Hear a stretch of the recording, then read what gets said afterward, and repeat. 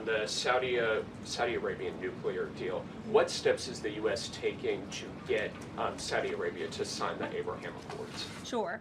Well, the president himself has spoken on this many times. His Truth Social post this morning, and I will read it for those at home who missed it. The civil nuclear deal, there will be no enrichment of material, an important point being made between the Department of Energy and Saudi Arabia, which pertains only to non-military use. Will be approved, but is totally subject to Saudi Arabia joining the very respected and successful Abraham Accords. The United States is not opposed to civil nuclear facilities, as we all know. Look, this is a condition that the president has spoken about many times with our Gulf and Arab allies. He wants to see these countries sign the Abraham Accord. It was one of the most historic accomplishments of his first term, and it continues to be a long-term goal of his to expand those accords to ultimately come to a place where the Middle East can be a peaceful and stable region. And yes, this deal with Saudi Arabia, the energy deal, is contingent on this condition as far as the president is concerned. So we'll continue to talk with our Saudi counterparts to get the deal finalized and hopefully see them joining the Abraham Accords very soon. Thank you. Gabe. Karoline, thank you. With regards to the Saudi nuclear deal, why was that condition not mentioned yesterday when the Energy Secretary announced it?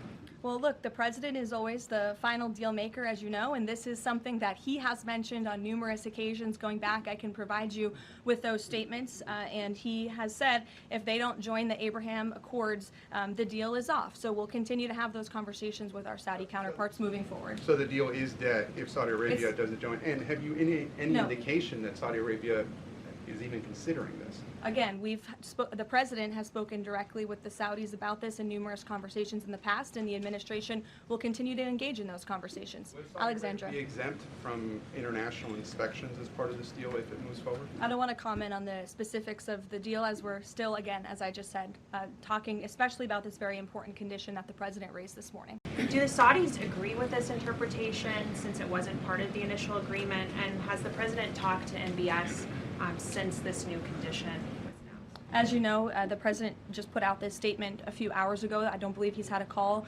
with MBS in the hours since. However, this is something that he has raised in previous conversations and has also said many times in the past. John, in the back, go ahead.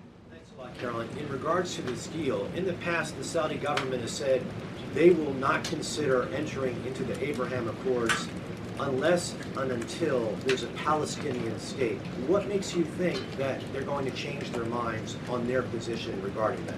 Again, I won't get ahead of the president's conversations, but this is something that he feels very strongly about and has spoken about it in the past and will continue to uphold. Can I ask you one other question? Sure. Just playing devil's advocate, why does Saudi Arabia get a civilian nuclear deal, but Iran doesn't get a civilian nuclear deal? Well, again, this agreement is still being worked out. Well, it will eventually, hopefully, be finalized with the condition that the president spoke about this morning. But this agreement in particular, as it's been discussed thus far, does give priority access for American companies in the Saudi nuclear energy program, which will ultimately benefit American industry workers and supply chains. So the deal that has been discussed thus far and will continue to be discussed absolutely puts America first, and that's obviously very important to this president.